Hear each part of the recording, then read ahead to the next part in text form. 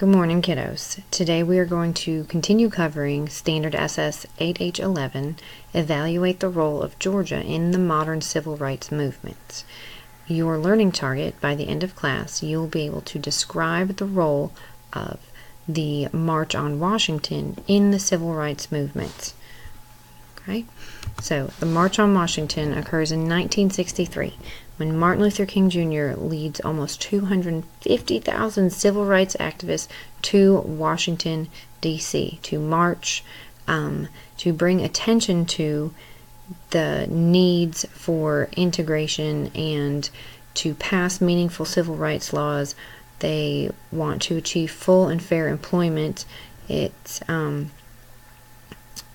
want race and gender to not be a part of hiring, firing, any kind of job employment that any opportunity that is available. They fight for decent housing and integrated education, like we talked about last week. Brown versus Board of Education, 1954. This is 1963, and there's still not integrated education. So they want to bring this attention to a wider audience, because people in the South know that Martin Luther King Jr. is leading this charge to bring civil rights to the South, but maybe not everybody knows, but everybody tunes into things that happen in our capital, and that was their goal. This is the Lincoln Memorial here. This is where he gave his speech, at the foot of the Lincoln Memorial. This is what it looked like that day. Okay, there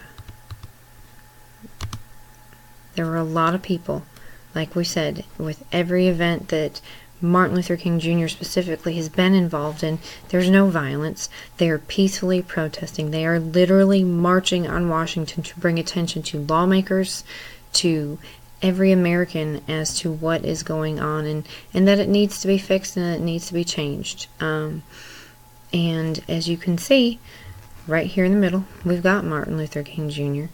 And there's lots of people. And if you'll look at the way they're dressed, they look like they're going out for a nice meal. They look like they're going to a wedding. They take this so seriously. They're not showing up looking like slobs. They want everyone's attention, and they want to show that they're serious and that they mean business. Okay, and if you look, there were white people that supported the civil rights movement. Are they as predominant?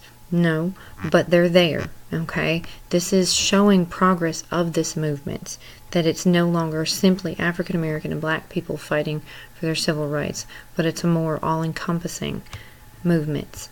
This is also where Martin Luther King Jr. gives his famous "I Have a Dream" speech in front of all these people. Okay, you are actually going to watch that today as soon as you're done with this video, and I expect you to be on your best behavior and listen to the words that he says. Listen to the emotion in his voice as he talks about this dream that he has, not just for his children, but for this country. Okay,